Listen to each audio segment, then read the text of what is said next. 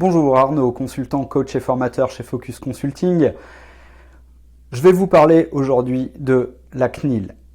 La CNIL, c'est la Commission nationale informatique et liberté. Comment on en est arrivé au RGPD? La CNIL, elle a été créée suite à la mise en place de la loi informatique et liberté de janvier 1978.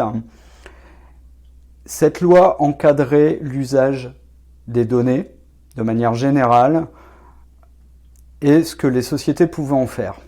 Il y a eu un règlement européen, une commission paritaire qui a permis d'aboutir sur le RGPD, qui est la réglementation générale sur la protection des données à caractère personnel des citoyens de l'Union européenne.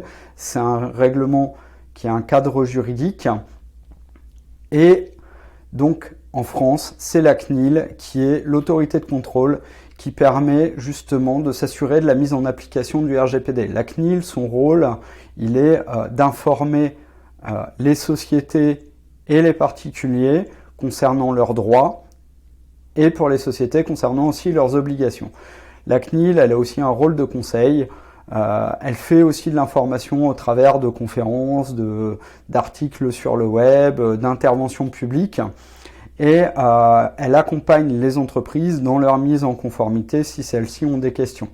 Mais elle a aussi un rôle de sanction, c'est-à-dire que quand elle se rend compte que des données sont collectées de manière illégitime ou qu'une entreprise fait n'importe quoi avec les données, la CNIL, ce qu'elle va faire, c'est qu'elle va contrôler l'entreprise, donc soit de son propre chef, soit suite à des dénonciations de particuliers, par exemple, ou de clients de cette société.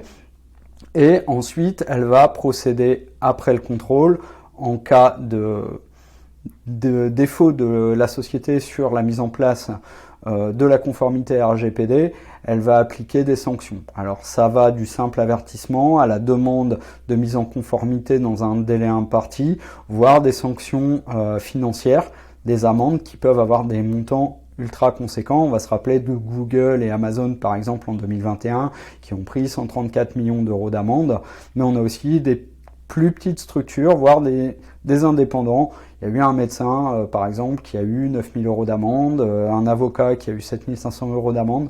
Voilà, ça touche tout type d'entreprise au sens juridique du terme. Et donc la CNIL, elle est le garant du respect du RGPD et elle a fait partie de ceux qui ont contribué à créer ce règlement. Voilà, j'espère que cette vidéo vous a plu.